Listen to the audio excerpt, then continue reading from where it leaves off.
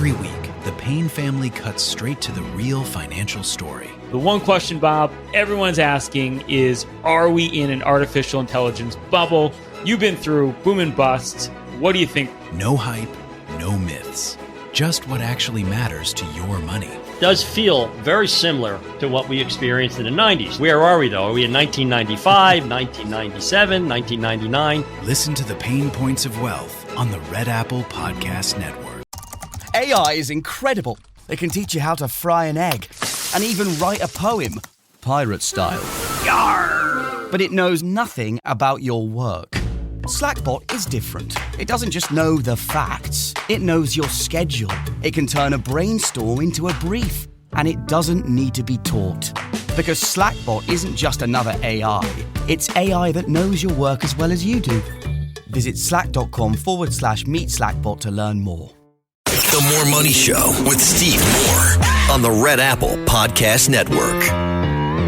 Welcome back, folks. This is the More Money Show on WABC and other affiliated stations throughout the United States. Thanks for joining us on a Saturday afternoon. I am today in the Cannon House office building where there is a radio row where we can talk to some of the most influential members of Congress. And I don't know if you're one of the most influential yet, me, because you've only been in office, Congressman Randy Fine from Florida, for how many months now? 8 months. I got elected April 1st. Oh, my gosh. I was an April Fool's Day election, got sworn in April 2nd. What is the thing that has surprised you most about Congress in your first 8 months here? How little people actually work together. I came from the Florida legislature. Yes. You spent all of your time with your colleagues in committee and on the floor. Here, everybody does their own thing. And there's just not a lot of collaboration. And I think that's what leads to part of the dysfunction. Yeah, it's a function of process and rules. Yeah. And we could go into why, but I think good process drives good policy. So what is your number one goal in serving in Congress? What do you want to achieve in your time here in Washington? Well, that's a broad question. My number one goal right now is to make sure President Trump is successful in saving America. Well, you're off to a good start. Yeah, so that's it. I mean, my number one long-term goal, and I will consider my time here a failure, is if I don't help solve the budget deficit and the budget debt problem. I used to teach economics at Harvard. Don't hold that against me. A long time ago. And our country. How long ago was that? It was 1997 and 98 when I was a graduate student at Harvard Business School. And our country will collapse in my children's lifetime if we do not solve this problem. I do not worry about the judgment of the voters. I worry about the judgment of my children, and I'm not willing to leave them a country that's at risk of collapse. Well, I just had one of your colleagues on the show, and he was saying that the latest estimate is in 10 years we're going to have a $60 trillion national debt. And that's an enormous burden to put on our kids. Yeah, and the problem is you can borrow until you can't. Right. You know, it will be a sudden collapse. And I'm not willing to be a part of that. So what do we do? How do we bring it under control? Well, we have to cut spending. That's the number one thing we have to do. We have to tell people the purpose of government is not to take money from one person and give it to another. That is where we went wrong. And we can start by cutting off illegal and legal immigrants. If you want to come to this country for freedom and opportunity, that's one thing. You want to come from free stuff, stay at home. This is a big, I couldn't agree more. I mean, there's no bigger advocate for immigration than me, but they have to come in through legal channels. And when immigrants come into the country, they should not be eligible for welfare.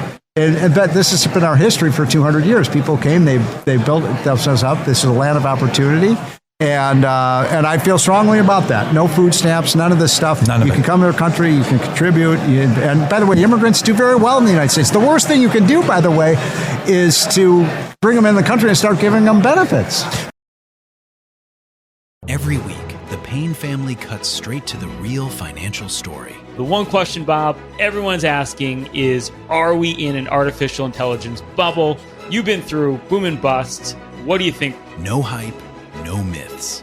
Just what actually matters to your money. Does feel very similar to what we experienced in the 90s. Where are we, though? Are we in 1995, 1997, 1999? Listen to the Pain Points of Wealth on the Red Apple Podcast Network. I had that dream again.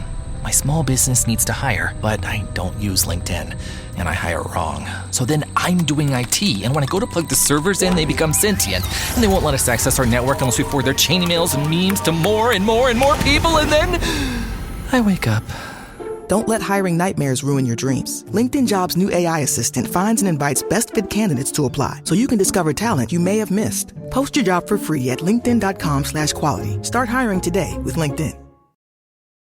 Yeah, and by the way, you'll attract the wrong kind of people. So look, when my family came 100 years ago, someone had to sign a paper guaranteeing they would take care of them. Now you come in and they're waiting for you at the airport to sign you up to a whole all-you-can-eat buffet of free stuff. And what's worse, the worst thing about it is we're borrowing that from our grandchildren. We're giving free stuff to foreigners with borrowed money. It is immoral, and it has to stop.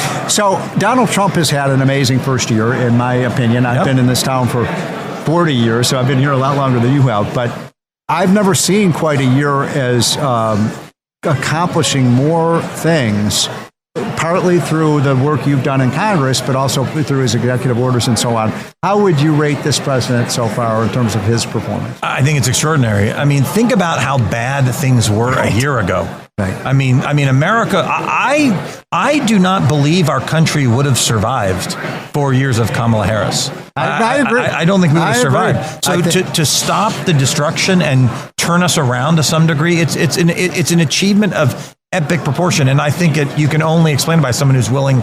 He's the hardest working president in our history. I don't think there's any question about that. I mean, I've traveled with him on his campaigns, and he is a freak of nature when it comes to the energy. So we do have this giant debt, but we are growing. The good news is the economy is growing at a nice pace right now. I believe next year, when the full tax cut really kicks in for people, we could see a blockbuster year of 2026. Yeah, and if we can grow the economy and keep the spending in check, we will solve the problem. Yeah. That because, by the way, we can't tax our way out of the problem. No, and frankly, I don't think we can cut our spending out of the problem. You have to have growth and spending control. That's how you solve it. Amen to that. You say it exactly right. And by the way, we can get more tax revenues in through growth. If you, as you know, you've seen the charts on this. If we can get to 3 to 3.5% growth, which I believe is we're capable of doing that, then you start to bend that curve down on the debt. And then you put in place some of the savings that you can make from getting rid of unnecessary spending. It can happen quickly. I mean, I was here when Newt Gingrich was Speaker, and we said we were going to balance the budget in 7 years. We did it in 3 because we put caps on spending and we grew the economy. I think it's entirely possible to be done. People just have to have the willingness, because what I worry about is, look, the economy's growing, revenues are coming in, let's spend more. I mean, that's going to be our fundamental challenge, is to stop spending money. In our last 2 minutes on the show, by the way, I'm talking to Congressman Randy Fine from the great state of Florida. I wanted to ask you about the great state of Florida. I've become a huge fan of your governor, who I think is just amazing what he has achieved. And by the way, you've had 3 great governors in a row. You had Jeb Bush, fantastic. You had Rick Scott, and then it just doesn't get better than that.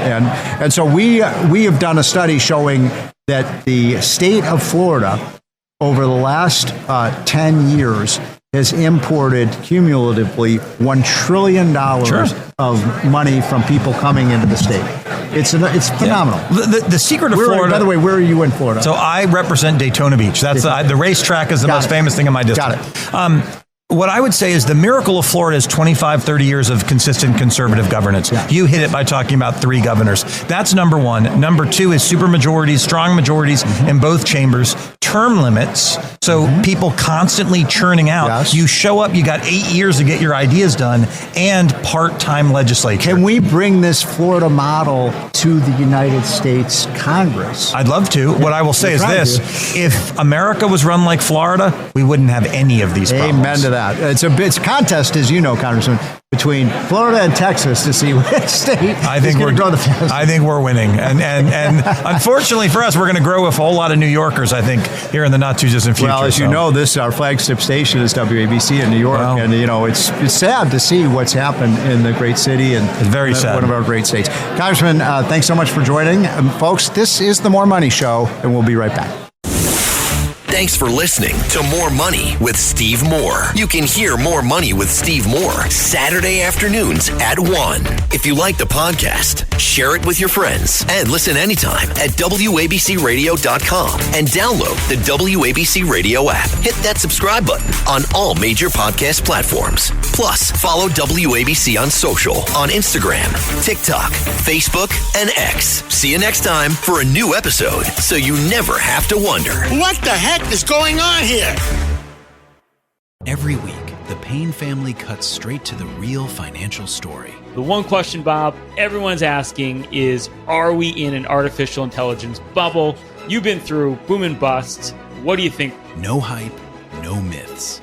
Just what actually matters to your money. Does feel very similar to what we experienced in the 90s. Where are we, though? Are we in 1995, 1997, 1999? Listen to the Pain Points of Wealth on the Red Apple Podcast Network.